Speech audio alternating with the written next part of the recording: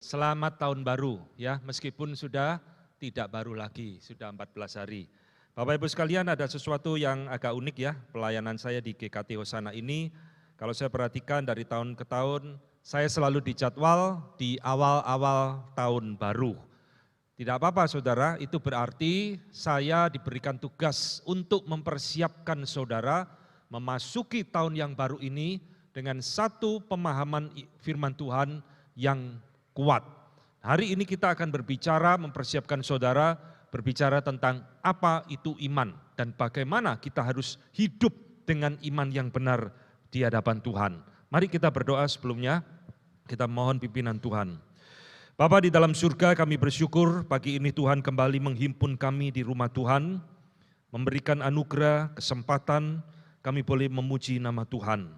Kiranya Tuhan berkenan dengan segala pujian kami, dan biarlah kami juga diperkenan oleh Tuhan untuk boleh menikmati akan kebenaran firman-Mu. Kami berdoa Tuhan, biarlah firman hari ini boleh mempersiapkan hati kami untuk memasuki tahun yang baru, menjalani kehidupan dengan iman yang benar di hadapan Tuhan. Pimpin hamba-Mu dan pimpin setiap kami yang mendengarkan baik di ruangan ini maupun di rumah kami masing-masing. Dalam nama Tuhan kami Yesus Kristus, kami sudah berdoa dan kami mengucap syukur. Amin. Saudara, firman Tuhan hari ini akan kita ambil dari Ibrani pasal ke-11. Mari kita membuka Alkitab kita. Saya akan membacakan bagi Bapak Ibu sekalian bagian firman Tuhan dari Ibrani pasal ke-11 yang berbunyi demikian, saksi-saksi iman. Iman adalah dasar dari segala sesuatu yang kita harapkan dan bukti dari sesuatu yang tidak kita lihat. Sebab oleh imanlah telah diberikan kesaksian kepada nenek moyang kita. Karena iman kita mengerti bahwa alam semesta telah dijadikan oleh firman Allah, sehingga apa yang kita lihat telah terjadi dan apa yang tidak dapat kita lihat. Karena iman, Habel telah mempersembahkan kepada Allah korban lebih baik daripada korban Kain. Dengan jalan itu ia memperoleh kesaksian kepadanya bahwa ia benar, karena Allah berkenan akan persembahannya itu, dan karena iman ia masih berbicara sesudah ia mati. Karena iman Henokh terangkat supaya ia tidak mengalami kematian, dan ia tidak ditemukan karena Allah telah mengangkatnya. Sebab sebelum ia terangkat, ia memperoleh kesaksian bahwa ia berkenan kepada Allah. Tetapi tanpa iman tidak mungkin orang berkenan kepada Allah. Sebab barang siapa berpaling kepada Allah, ia harus percaya bahwa Allah ada dan bahwa Allah memberi upah kepada orang yang sungguh-sungguh mencari Dia. Karena iman, maka Nuh dengan petunjuk Allah tentang sesuatu yang belum kelihatan dengan taat mempersiapkan bahtera untuk menyelamatkan keluarganya. Dan karena iman itu ia menghukum dunia dan ia ditentukan untuk menerima kebenaran sesuai dengan imannya. Karena iman, Abraham taat ketika ia dipanggil untuk berangkat ke negeri yang akan diterimanya menjadi milik pusakanya. Lalu ia berangkat dengan tidak mengetahui tempat yang ia tuju. Karena iman, ia diam di tanah yang dijanjikan itu seolah-olah di suatu tanah asing, dan di situ ia tinggal di kemah dengan Ishak dan Yakub, yang turut menjadi ahli waris janji yang satu itu. Sebab ia menanti-nantikan kota yang mempunyai dasar, yang direncanakan dan dibangun oleh Allah. Karena iman, ia juga dan Sarah beroleh kekuatan untuk menurunkan anak cucu. Walaupun usianya sudah lewat, karena ia menganggap Dia yang memberikan janji itu setia. Itulah sebabnya, maka dari satu orang, malahan orang yang telah mati pucuk, terpancar keturunan besar, seperti bintang di langit dan seperti pasir di tepi laut, yang tidak terhitung jumlahnya. Nah, saudara sekalian, hari ini kita akan berbicara tentang iman. Saudara-saudara, iman adalah bagian di dalam iman kekristenan kita, sesuatu yang penting di dalam hidup orang percaya yang tidak boleh kita abaikan. Bahkan saudara, iman ini begitu penting sehingga di dalam reformasi, salah satu slogan di dalam reformasi yang terkenal adalah sola fide, hanya karena iman manusia diselamatkan. Tetapi saudara perhatikan, meskipun iman itu sesuatu yang begitu penting, sesuatu yang sangat fundamental di dalam hidup orang percaya, Seringkali di dalam abad ke-20 ini, iman itu telah menjadi sesuatu yang diputarbalikkan dan diajarkan bahkan bertentangan dengan firman Tuhan. Saudara, 20 tahun yang lalu ya, bahkan mungkin 20 tahun lebih, ada seorang datang konsultasi kepada saya. Dia menceritakan bagaimana dia kehabisan uang ketika dia membangun sebuah rumah. Jadi saudara, kenapa kok bisa habis? Saya tanya kepada dia. Rupanya orang ini suka mengikuti persekutuan-persekutuan yang tidak jelas, dan hamba Tuhan di dalam persekutuan itu mengajarkan kepada dia, engkau harus memiliki iman yang besar di dalam membangun rumahmu. Maka kalau engkau memiliki iman, mestinya engkau tidak boleh membuat budget atau anggaran di dalam membangun. Biarkan Tuhan yang akan mencukupkan kebutuhanmu. Engkau harus percaya dia mampu, dia sanggup akan melakukannya bagi engkau. Saudara, rupanya nasihat ini dituruti oleh orang ini, saudara, sehingga dia tidak lagi menghitung budget pembangunan rumah. Akhirnya rumah itu setengah jadi, uangnya habis, dan dia kebingungan bagaimana mau menjual rumah setengah jadi. Saudara, kalau telur setengah jadi itu enak, saudara. Rumah setengah jadi itu siapa yang mau beli?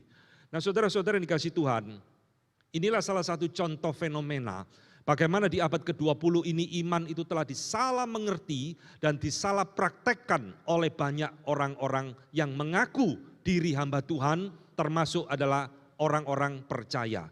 Saudara-saudara dikasih Tuhan, hari ini kita akan merenungkan apa itu iman yang sesungguhnya di dalam Alkitab. Karena banyak orang di dalam zaman ini tuh berpikir, kalau saya beriman, maka saya memiliki satu kuasa untuk menggerakkan hati Tuhan. Saya kalau beriman, maka mujizat akan terjadi. Saya kalau beriman, maka semua yang saya minta di dalam Tuhan pasti akan terwujud. Kalau saya beriman, maka semua keinginan saya akan terpenuhi. Kalau saya beriman, maka semua kehidupan saya akan lancar.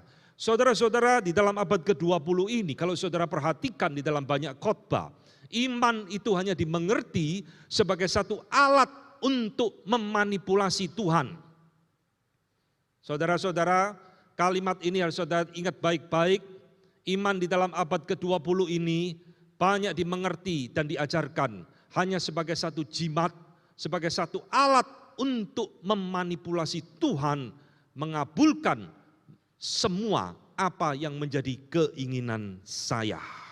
Maka saudara yang dikasih Tuhan, hati-hati dengan iman yang ada di dalam diri saudara. Iman itu seperti sebuah kompas. Kalau kompas itu menunjukkan arah yang keliru, saudara akan tersesat. Kalau kompas itu menunjuk kepada arah yang tepat, saudara akan tiba di tempat itu dengan baik. Maka saudara yang dikasih Tuhan, hari ini kita akan berbicara tentang topik iman ini, mempersiapkan saudara memasuki tahun yang baru untuk memiliki iman yang benar di hadapan Tuhan.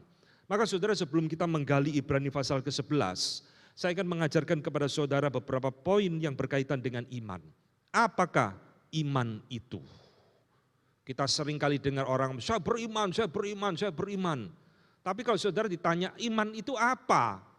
Saudara mungkin bingung, iya ya, apa ya? Saudara yang dikasih Tuhan, ternyata di dalam Alkitab memang iman itu dipakai di dalam berbagai definisi. Iman itu dipakai di dalam berbagai pengertian. Kalau saudara membaca kitab-kitab Injil, Matius sampai Yohanes, di situ kata iman itu muncul juga berulang kali.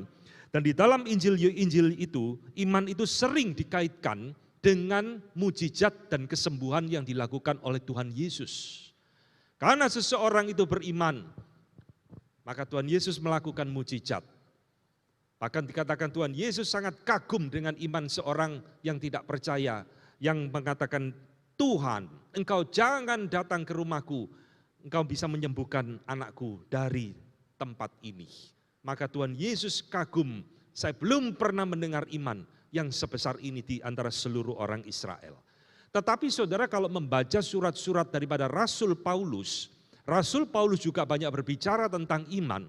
Rasul Paulus tidak menyangkut pautkan iman itu dengan kesembuhan dan mujizat. Rasul Paulus banyak berbicara tentang iman di dalam aspek keselamatan. Karena iman engkau diselamatkan, bukan karena perbuatan. Kalimat itu muncul berulang kali di dalam surat-surat Rasul Paulus. Jadi Rasul Paulus selalu mengkaitkan iman itu dengan keselamatan.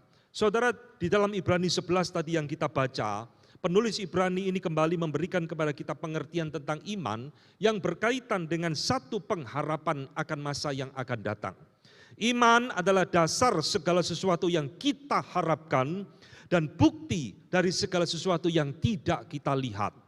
Jadi di dalam Ibrani 11 ini, iman itu berkaitan dengan sesuatu yang kita nantikan, yang kita harapkan akan janji Tuhan kepada umatnya. Saudara, inilah berbagai contoh penggunaan kata iman di dalam Alkitab yang bisa muncul di dalam berbagai arti. Nah, berbagai arti ini saudara tidak bertentangan satu dengan yang lain, tetapi berbagai pengertian ini itu saling melengkapi satu dengan yang lain. Nah saudara yang dikasih Tuhan, kalau begitu iman itu datangnya dari mana? Mengapa saat ini kita bisa mengatakan saya beriman? Iman itu datang dari mana saudara? Diajari di sekolah, diturunkan dari keluarga kita, atau dari gereja, atau dari mana? Saudara-saudara yang dikasih Tuhan, iman itu adalah sesuatu yang bersifat gracious, anugerah dari Tuhan. Iman tidak bisa diajarkan di sekolah. Iman tidak bisa diturunkan dari orang tua kepada anak seperti penyakit turunan. Jadi kalau orang tuanya diabetes, anaknya kemungkinan diabetes. Orang tuanya beriman, anaknya pasti beriman. Oh tidak saudara, iman itu bukan diturunkan melalui genetik. Iman bukan diajarkan di sekolah, iman juga tidak pernah dan tidak bisa muncul karena tumpang tangan oleh seorang hamba Tuhan. Lalu datangnya dari mana iman itu? Iman adalah anugerah Tuhan kepada orang berdosa yang Tuhan hanya berikan kepada orang pilihannya saja. Berarti saudara, tidak semua orang bisa beriman dengan benar. Tidak semua orang mendapatkan anugerah itu karena iman adalah pemberian dari Tuhan yang bersifat gracious, anugerah Allah kepada orang yang berdosa. Bagaimana Tuhan memberikan dan menanamkan iman itu di dalam diri kita.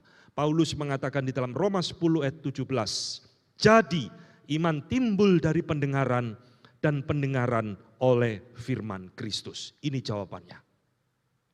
Orang yang tidak pernah mendengar firman, orang yang tidak pernah dengar Kristus, tak mungkin memiliki iman yang sejati. Saudara, kalimat ini di dalam Roma 10:17 adalah penting sekali. Ayat ini menunjukkan adalah akar iman yang sejati itu ada di dalam dua prinsip penting. Pertama adalah pemberitaan firman yang benar. Firman yang memberitakan Kristus yang sejati itu menjadi akar dari iman yang benar. Saudara-saudara, di dalam bagian inilah kita sekarang mulai mengerti bahwa tidak semua yang disebut orang beriman, saya beriman, belum tentu iman yang dia miliki adalah iman yang sejati. Iman sejati harus dibangun dari pengenalan kita kepada Kristus dan pengenalan akan firman yang benar di dalam hidup kita. Jadi saudara, kalau orang itu keliru memahami firman Tuhan, orang itu salah mengenal Yesus Kristus, saya jamin dia tidak memiliki iman yang benar. Karena iman yang benar itu harus lahir dari pertobatan di dalam Kristus. Iman yang benar itu lahir daripada kelahiran baru, born again, yang sejati di dalam diri seseorang. Karena iman yang benar itu tidak mungkin dilakukan atau dihasilkan dari diri kita sendiri. Kita orang berdosa, kita musuh Allah, kita tidak mungkin memiliki iman dari diri kita. Iman harus bersifat anugerah, diberikan oleh Allah kepada orang berdosa yang dia kehendaki, supaya dia bisa memiliki pengenalan akan Tuhan dan firman-Nya. Maka saudara-saudara, hati-hati setiap kali kita ngomong, saya beriman, saya beriman, saya beriman. Karena iman itu dibatasi oleh pengenalan kita kepada Kristus, dan iman itu sekaligus dibatasi oleh firman Tuhan. Maksudnya apa? Maksudnya adalah apa yang firman Tuhan tidak katakan kepada kita. apa yang firman Tuhan tidak janjikan kepada kita, engkau jangan cepat-cepat berkata, saya beriman, saya beriman. Saudara-saudara, sekali lagi iman yang keliru akan menghasilkan praktek kehidupan yang keliru. Ada orang kepingin punya rumah besar, dia naksir rumah itu, tapi dia tidak punya duit untuk beli. Lalu dia tumpang tangan, tempelkan tangan di dinding rumah itu berdoa, saya beriman, dalam nama Yesus rumah ini suatu saat akan jadi milik saya. Dalam nama Yesus saya akan mampu membeli rumah seperti ini. Beriman? Itu bukan beriman, itu hawa nafsu. Orang yang kepingin mobil mewah tidak bisa beli, tumpang tangan mobil tersebut di showroom. Dalam nama Yesus, apa yang saya minta, mobil ini suatu saat akan jadi milik saya. Dalam nama Yesus. Beriman? Itu hawa nafsu, bukan beriman. Saudara harus mulai mengerti, kekristenan sekarang dalam keadaan kacau balau, karena konsep iman yang diajarkan dan dikhotbahkan oleh banyak gereja sudah terlalu jauh menyimpang dari kebenaran firman Tuhan.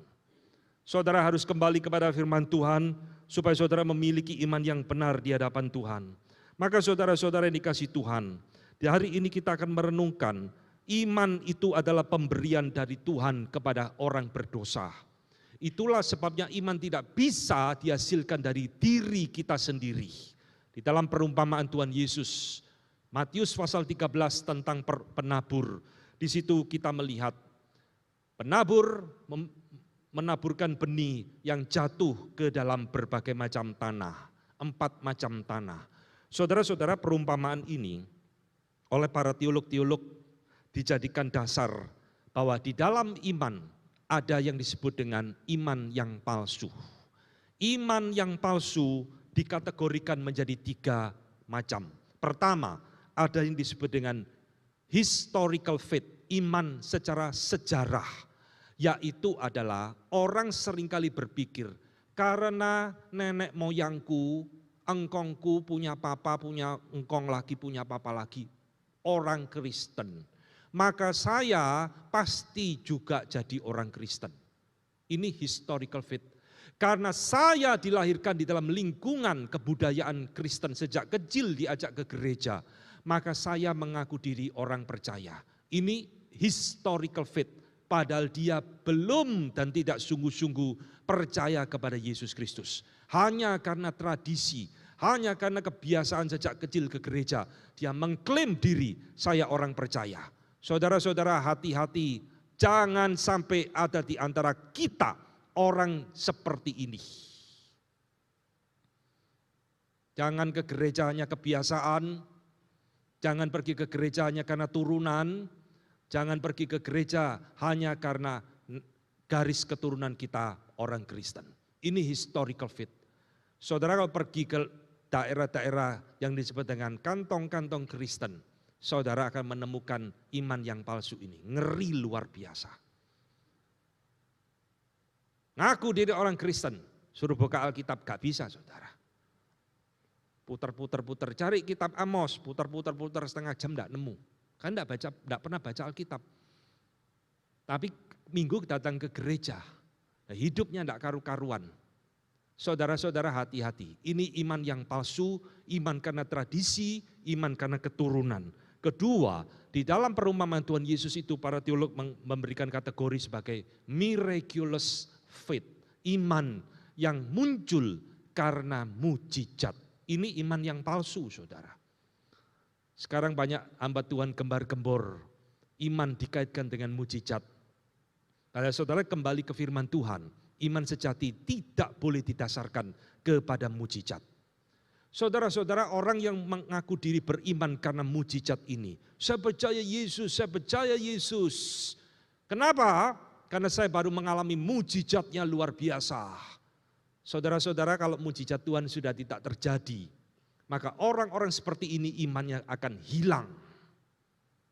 Kenapa percaya Yesus? Karena saya ditolong oleh Dia. Miskin, sekarang saya kaya. Dulu sakit, sekarang saya sembuh. Wah, saya beriman kepada Dia. Tapi pada waktu mujizat Tuhan sudah tidak lakukan lagi, imannya juga akan hilang. Ketiga, itu disebut dengan temporary faith, iman yang sementara. Benih itu tumbuh di suatu tanah, lalu tumbuh menjadi satu pohon yang kecil. Dan ketika penganiayaan datang, maka pohon itu mati. Ini iman sementara. Saudara, temporary faith adalah orang-orang yang biasa datang ke gereja, melayani Tuhan, beribadah kepada Tuhan. Tapi ketika terjadi kesulitan di dalam hidupnya, penganiayaan, kesengsaraan menimpa hidup orang tersebut, maka imannya menjadi layu dan dia mati meninggalkan Tuhan. Maka saudara, inilah 3 iman yang palsu yang muncul di dalam Alkitab, di dalam berbagai contoh-contoh yang nyata. Yudas Iskariot, Saul, dan sebagainya adalah contoh-contoh yang diberikan di dalam Alkitab tentang iman yang palsu. Maka iman sejati itu seperti apa?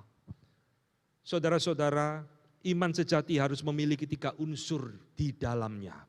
Sekarang perhatikan.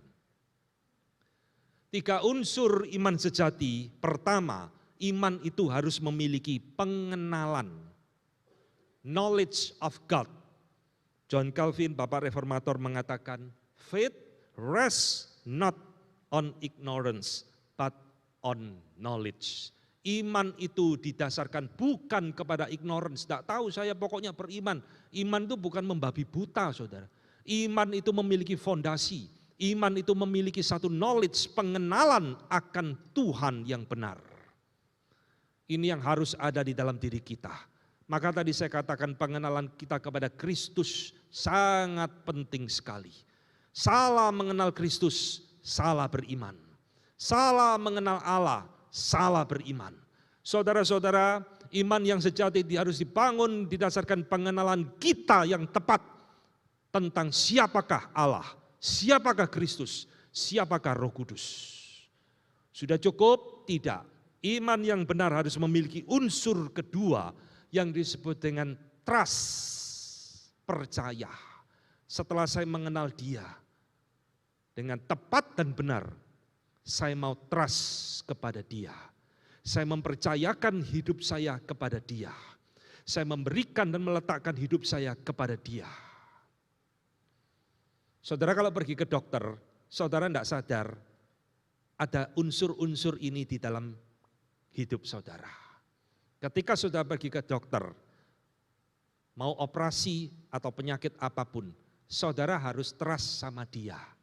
Dia mampu mengoperasi saya, Dia mampu menyembuhkan saya, betul enggak? Nah kalau saudara trust sama Dia, ngapain datang ke Dia, betul kan? Ketika kita mengenal Kristus, knowledge itu sudah ada, pengenalan itu sudah ada, maka sekarang kita berbicara trust, saya mempercayakan hidup saya kepada Dia. Ini unsur kedua. Maka unsur ketiga di dalam iman sejati, dia harus memiliki apa yang disebut dengan persetujuan. Artinya saudara, saya setuju dengan apa yang saya dengar, bahwa Dia adalah juru selamat saya, Dia Allah yang hidup, dan persetujuan ini membuat saya berani untuk mengambil keputusan menerima Dia sebagai Tuhan dan juru selamat di dalam hidup saya. Ini 3 unsur penting di dalam iman yang sejati. Knowledge, trust, and decision, keputusan. Saudara-saudara, kalau 3 unsur ini tidak ada di dalam diri seseorang, kita tidak kenal siapa Allah kita dengan beres, kita tidak bisa mempercayakan hidup kita kepada Dia dengan sungguh-sungguh, dan kita tidak ada satu keputusan untuk mau terima Dia sebagai Tuhan dan Juru Selamat, maka tak mungkin ada iman yang sejati.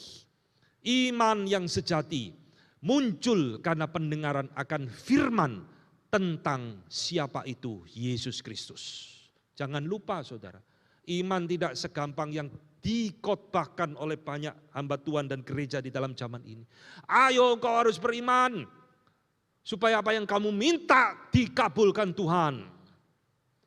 Ayo kamu harus memiliki iman yang besar, supaya segala kesulitan dalam hidupmu hilang. Itu bukan iman saudara, itu membabi buta. Karena iman harus berdiri di atas fondasi yang tepat. Maka saudara-saudara, Karena iman yang sejati itu ada pemberian dari Tuhan kepada kita.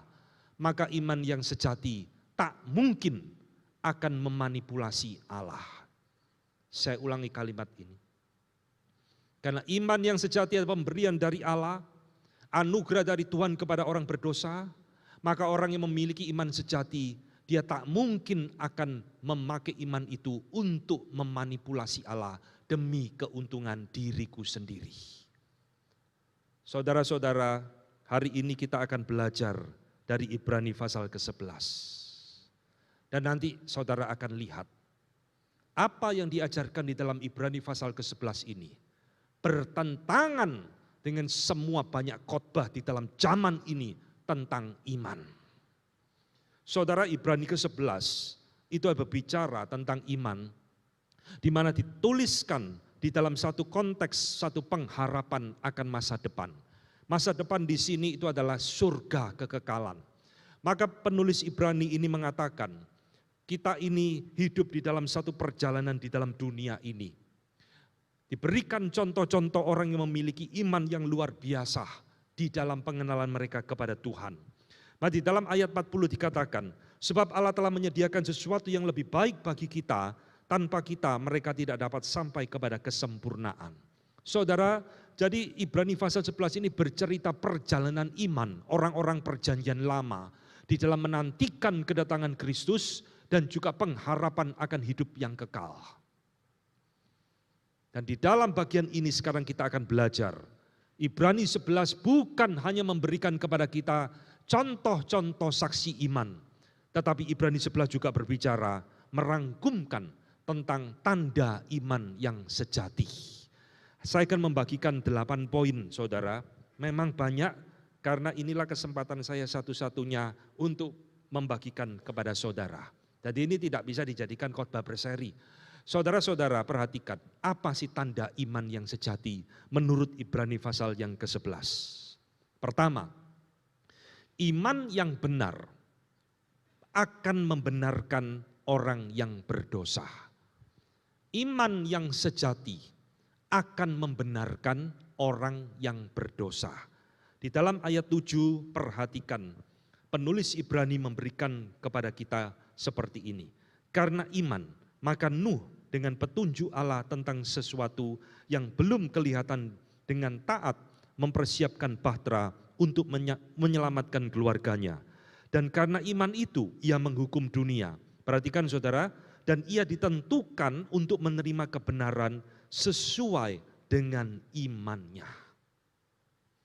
Ia ditentukan untuk menerima kebenaran sesuai dengan imannya. Saudara, iman yang benar yang didasarkan kepada pengenalan kepada Yesus Kristus yang sejati akan membenarkan orang tersebut. Inilah yang diajarkan di dalam teologi reform, pembenaran karena iman, sola fide, justification by faith alone. Saudara-saudara, apa artinya kita dibenarkan oleh iman? Ini fundamen penting di dalam iman Kristen, saudara. Kita dibenarkan bukan karena kita rajin berbuat baik, bukan. Kita dibenarkan bukan karena saya rajin melayani, bukan. Kita dibenarkan bukan karena kita sering berbuat amal, bukan. Kita dibenarkan bukan karena saya pergi ke tempat yang dianggap kudus atau suci, bukan. Alkitab mengatakan kita dibenarkan hanya melalui iman. Apa artinya dibenarkan? Saudara, dibenarkan, justified, artinya kita itu diampuni oleh Tuhan. Dosa kita tidak lagi diperhitungkan oleh Allah. Kita itu dianggap dan dinyatakan sebagai orang yang benar. Karena kita sudah beriman kepada Yesus Kristus. Ngerti maksudnya? Kita ini orang berdosa, karena Kristus itu mati buat kita, dan saya menerima Dia sebagai Tuhan dan Juru Selamat di dalam hidup saya, maka Kristus itu seperti penjamin akan dosa saya.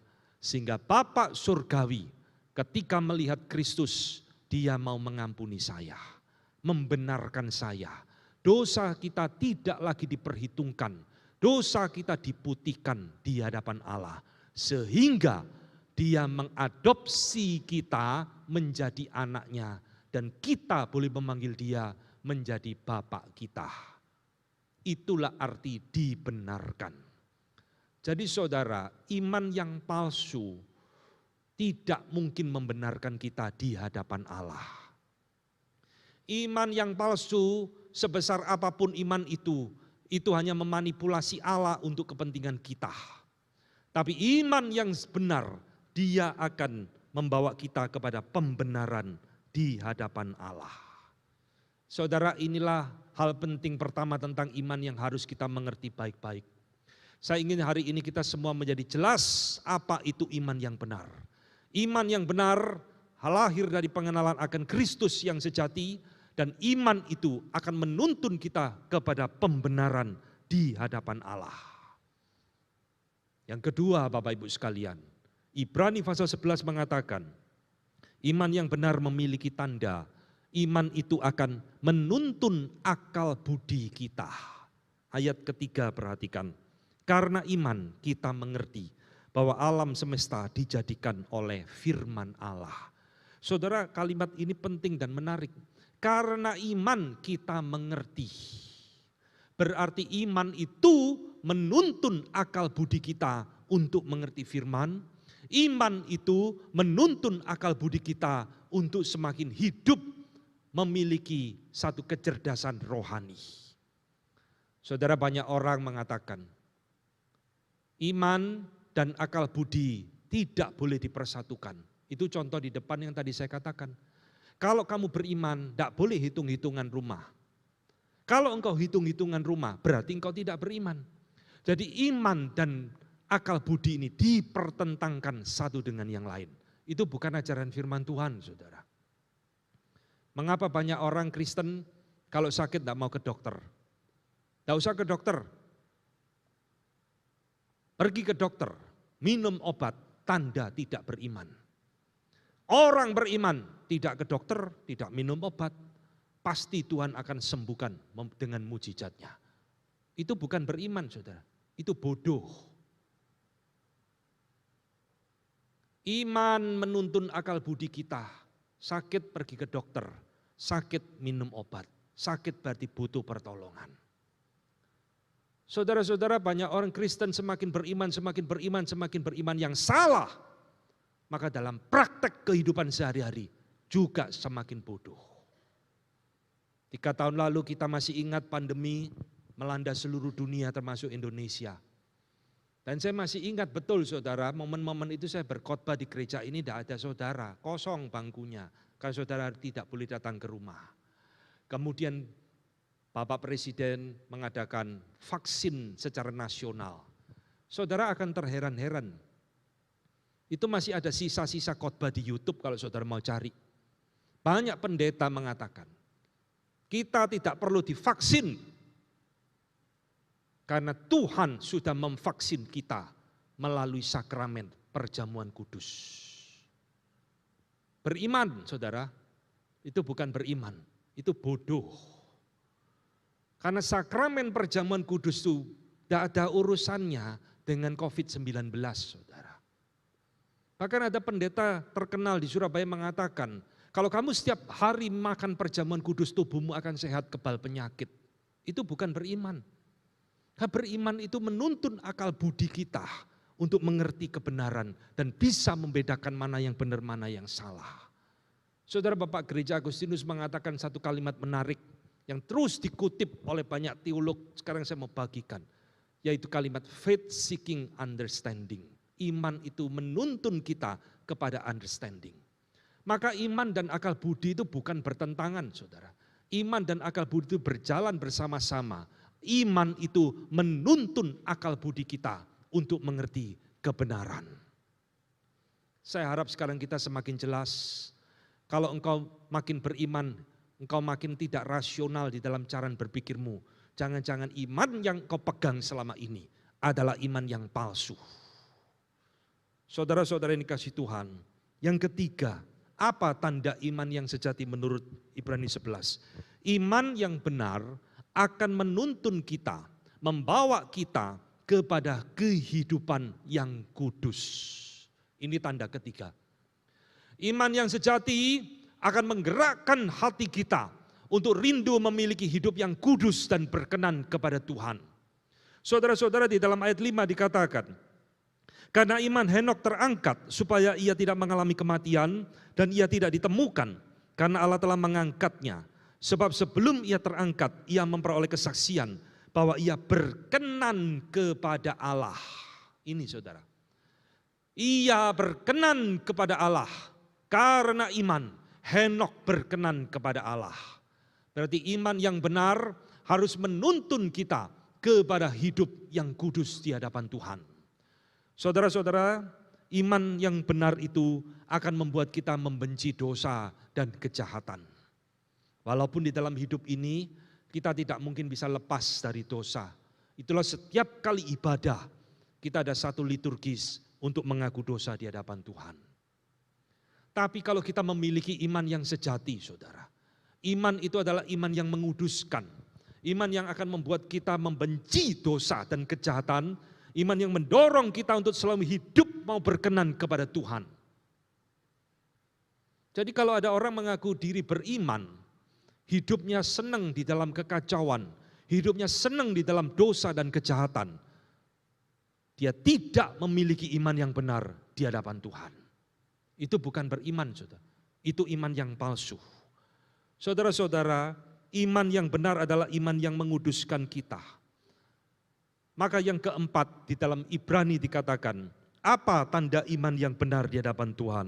Iman yang benar itu akan menjadikan kita orang yang mau tunduk kepada kehendak Allah. Ayat ke-8, penulis Ibrani sekarang memberikan contoh tentang Abraham. Karena iman, Abraham taat ketika dia dipanggil untuk berangkat ke negeri yang diterimanya. Dan dia berangkat dengan tidak mengetahui tempat yang ia tuju. Saudara, kalau kita memiliki iman yang benar di hadapan Tuhan, kita bukan jadi orang yang memaksa Tuhan, saudara. Sekarang banyak khotbah mengajarkan, kalau doamu belum dikabulkan berarti imanmu kurang besar. Kalau mujizat tidak terjadi, imanmu kurang kuat. Kalau engkau tidak sembuh-sembuh berarti imanmu kurang dahsyat. Minta iman atau berimanlah kepada Tuhan supaya terjadi mujizat. Saudara-saudara, Alkitab mengajarkan yang terbalik loh. Iman yang benar itu menjadikan kita tunduk kepada kehendak Allah, bukan kehendakku. Tuhan Yesus di Taman Getsemani memberikan contoh, bukan kehendakku Bapak, melainkan kehendakmu yang jadi. Itu iman yang benar, saudara. Wah, saudara-saudara, di dalam bagian ini kita sekarang mengerti bahwa iman yang benar itu bukan memanipulasi Tuhan untuk kepentingan saya. Tuhan, saya sudah beriman, lakukan sekarang apa yang saya minta. Saya sudah beriman Tuhan, turuti semua doa dan keinginan saya. Saudara-saudara, sekali lagi itu bukan beriman, saudara. Engkau sedang memanipulasi Tuhan untuk hawa nafsu kita sendiri. Karena iman Abraham itu mau taat kepada Tuhan, pergi ke tempat yang dia tidak ketahui. Iman itu yang benar akan menghasilkan obedience, ketaatan, menghasilkan submittance, ketundukan kepada kehendak Allah di dalam diri kita. Itu iman yang beres, iman yang benar yang Tuhan inginkan. Karena iman, kata penulis Ibrani, Abraham dan Sarah menantikan janji Allah dengan tekun menantikan anak Ishak dilahirkan. Saudara-saudara, iman yang benar membuat orang itu sabar menantikan kehendak Tuhan dengan tekun di dalam hidupnya. Bukan maksa Tuhan. Tuhan, sudah terlalu lama, sekarang lakukan mujizatmu, sekarang lakukan kesembuhanmu dan sebagainya. Minta Tuhan langsung nuruti kita. Orang Jawa ngomong sakdet saknyet, betul kan? Apa yang saya minta hari ini, detik ini harus terjadi. Lihat saudara di dalam Alkitab, karena iman Abraham dan Sarah tekun, sabar menantikan janji Tuhan. Ini iman yang beres, iman yang tekun, menanti janji Tuhan digenapi di dalam hidupnya dia. Saudara-saudara, tanda kelima menurut Ibrani tentang iman yang benar itu apa? Iman yang benar adalah iman yang akan memunculkan kerelaan di dalam diri kita untuk mau berkorban dan mempersembahkan hidup bagi Tuhan. Ini saudara, ini tidak pernah dikhotbahkan di dalam banyak gereja yang mengajarkan gembar-gembor tentang iman. Iman selalu dimengerti pokoknya memanipulasi Tuhan untuk saya. Sekarang Ibrani mengatakan terbalik. Di dalam ayat 4 dikatakan karena iman Habel mempersembahkan kepada Allah korban yang lebih baik daripada korban Kain. Ayat 17, karena iman maka Abraham tatkala ia dicobai mempersembahkan Ishak, anak yang dia menerima janji itu. Karena iman maka Musa meninggalkan kenikmatan duniawi dan dia lebih suka menderita sengsara dengan umat Allah. Saudara-saudara perhatikan di dalam 3 contoh ini, kita bisa mengambil satu kesimpulan, iman yang benar akan mendorong orang tersebut untuk mau berkorban bagi Tuhan. Iman yang sejati akan mendorong orang tersebut mau mempersembahkan hidupnya bagi Tuhan.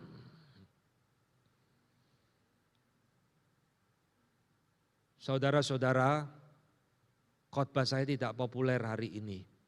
Hari ini mungkin saudara mengharapkan saya berkhotbah iman yang lain ya.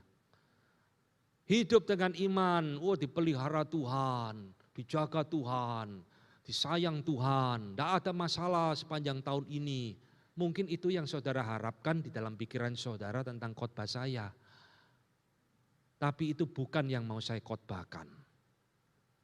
Saya mau mengkhotbahkan iman yang berbeda, yang tidak pernah dikhotbahkan oleh gereja-gereja yang mengajarkan iman yang keliru. Hari ini saudara harus belajar iman yang benar, memampukan dan mendorong kita untuk mau berkorban, memberikan hidup bagi Tuhan. Saudara-saudara, kalau tahun lalu kita sudah setia melayani Tuhan, tahun ini harus lebih setia. Tahun lalu kita sudah banyak berkorban untuk Tuhan melayani. Tahun ini kita harus lebih giat melayani Dia. Itu yang Tuhan inginkan saudara di dalam hidup iman kita. Bukan iman yang terus merengek-rengek kepada Tuhan. Tuhan, tahun lalu Engkau sudah berkati aku. Tahun ini kiranya berkat-Mu lebih besar lagi Tuhan. Saya beriman Tuhan akan lakukan itu. Itu hawa nafsu, bukan beriman. Saudara Musa merelakan semua kenikmatan di tanah Mesir. Dan dia dikatakan lebih suka menderita dengan umat Allah di dalam penderitaan daripada menjadi anak Firaun. Karena iman kepada Allah. Karena iman, Paulus meninggalkan semua kenikmatannya dan dianggap sebagai sampah. Sekarang aku mau mempersembahkan hidup bagi Kristus. Itu iman. Saudara-saudara yang dikasihi Tuhan, iman itu adalah iman yang mempersembahkan diri kepada Tuhan. Maka yang keenam sekarang kita menemukan Ibrani mengatakan iman yang benar itu adalah iman yang akan menghasilkan perbuatan yang baik di dalam hidup kita. Ibrani memberikan contoh tentang Rahab. Karena iman maka Rahab, ini ayat 31 ya, tidak kita baca tadi. Karena iman maka Rahab perempuan sundal itu tidak turut binasa bersama-sama dengan orang durhaka, karena ia telah menyambut pengintai-pengintai itu dengan baik. Saudara, iman yang benar di hadapan Tuhan tidak pernah menjadikan seseorang itu egois. Pokoknya semua yang saya minta Tuhan harus kabulkan, yang saya inginkan harus terjadi. Tetapi iman yang benar itu akan menghasilkan perbuatan yang nyata di dalam hidup seseorang, yaitu perbuatan yang baik. Saudara, iman itu yang benar akan mentransformasi hidup seseorang dari egois menjadi berkat bagi orang lain. Rahab dijadikan contoh di dalam kasus ini. Seorang perempuan sundal yang dikatakan dia beriman kepada Tuhan, maka dia menyelamatkan pengintai Israel. Maka saudara-saudara, Yakobus juga mengingatkan kepada kita, iman tanpa perbuatan adalah iman yang palsu, iman yang mati. Karena iman yang benar itu tidak akan ditahan saudara. Dia akan rindu untuk jadi berkat bagi orang lain. Dia rindu hidupnya itu boleh menjadi sesuatu saluran bagi orang lain. Dia rindu hidupnya itu bisa memuliakan Tuhan dan menjadi satu perbuatan yang nyata yang bisa dinikmati oleh orang lain. Ini iman yang benar akan menghasilkan buah yang benar di dalam hidupnya. Saudara-saudara, di dalam poin yang ketujuh, penulis Ibrani memberikan kepada kita, iman yang benar adalah iman yang mau menyaksikan Allah kepada orang lain. Ayat 22, saudara. Karena iman maka Yusuf menjelang matinya memberitakan tentang keluarnya orang-orang Israel dan memberi pesan tentang tulang-tulangnya. Saudara, apa yang saudara tangkap di dalam bagian ini? Dikatakan karena iman, maka Yusuf itu menceritakan tentang keluarnya orang Israel. Yusuf menceritakan kembali karya Allah yang begitu besar di dalam hidup bangsa Israel kepada anak-anaknya. Aku sebentar akan mati, papa sebentar lagi akan mati, kira-kira seperti itu. Sekarang papa ceritakan kembali kisah Allah, karya Allah membebaskan nenek moyang kita dari tanah Mesir. Saudara, iman yang benar di dalam dirinya akan memunculkan kerinduan untuk menyaksikan Allah bagi orang lain. Jadi iman itu bukan memanfaatkan Allah untuk diri kita, saudara. Tapi iman yang benar itu akan membuat mulut kita cerita tentang Allah kepada orang lain yang khususnya belum mengenal Allah. Ini iman yang sejati. Saudara-saudara yang dikasihi Tuhan, iman yang benar membuat kita untuk terus mau menjadi saksi-saksi Tuhan dimanapun Tuhan tempatkan kita. Iman itu bicara tentang Allah kepada dunia. Dan yang terakhir, yang ke-8, kitab Ibrani memberikan kepada kita tanda iman yang sejati. Iman yang sejati akan bertahan sampai akhirnya. Ayat 37.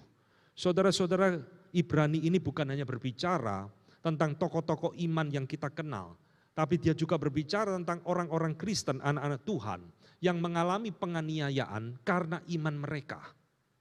Nah, di dalam ayat 37 dikatakan mereka dilempari, digergaji, dibunuh dengan pedang, mereka kekurangan, mereka mengembara dengan berpakaian kulit domba dan kulit kambing sambil menderita kekurangan, kesesakan dan siksaan.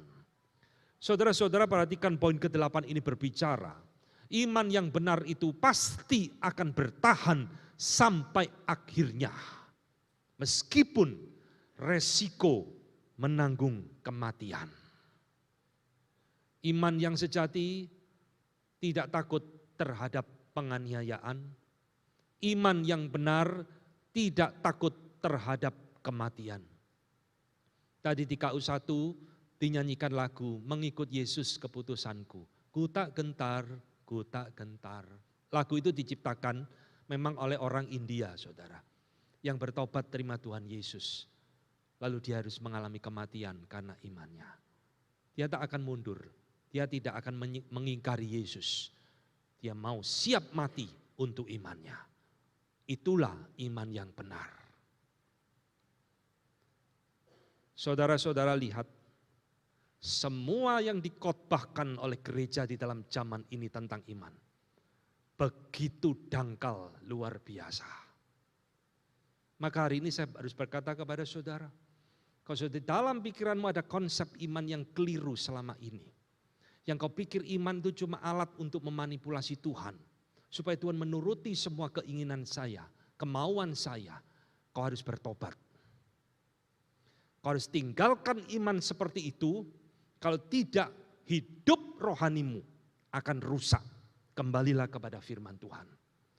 Iman yang benar adalah iman yang mau tunduk. Iman yang benar, iman yang mau taat. Iman yang benar, iman yang mau mengorbankan diri untuk Tuhan. Iman yang benar adalah iman yang mau memberitakan Kristus dimanapun kita berada. Saudara-saudara, mungkinkah kita memiliki iman seperti ini? Ini pertanyaan lain yang harus kita jawab pada pagi hari ini. Iman begitu kompleks, yang Tuhan inginkan kita memiliki iman begitu rumit luar biasa seperti ini. Mungkinkah kita memiliki iman seperti ini? Saudara-saudara, kalau kita mengandalkan diri kita sendiri, pasti kita tidak akan mampu melakukan semua ini. Itulah sebabnya tadi berulang kali saya katakan, iman yang benar itu bersifat anugerah. Maka di dalam Ibrani 12 ayat kedua yang tadi kita baca dalam bacaan pertanggapan, penulis Ibrani mengajak kita, perhatikan, marilah kita melakukannya dengan mata yang tertuju kepada Yesus yang memimpin kita dalam iman dan membawa iman itu kepada kesempurnaan. Ini penting saudara. Kau dan saya tidak akan mampu melakukan iman yang benar ini dalam hidup kita, kecuali mata kita tertuju kepada Kristus dengan benar. Dia memimpin kita kepada iman, kata penulis Ibrani. Dan dia akan menyempurnakan iman kita. Saudara-saudara yang dikasihi Tuhan, kita butuh anugerah Tuhan setiap hari di dalam hidup kita, supaya kita memiliki iman yang benar di dalam diri kita. Bukan iman yang palsu, bukan iman yang ecek-ecek, bukan iman yang dangkal, tapi kembali kepada firman Tuhan, iman yang benar di hadapan Tuhan. Kiranya firman Tuhan pagi ini boleh mempersiapkan saudara memasuki tahun 2024 ini, berjalan dengan iman yang benar di hadapan Tuhan, seperti yang diajarkan oleh firman Tuhan. Jangan lagi memiliki iman yang salah. Jangan lagi memiliki iman yang ngawur di dalam hidup saudara. Kembalilah kepada firman Tuhan. Mau saudara?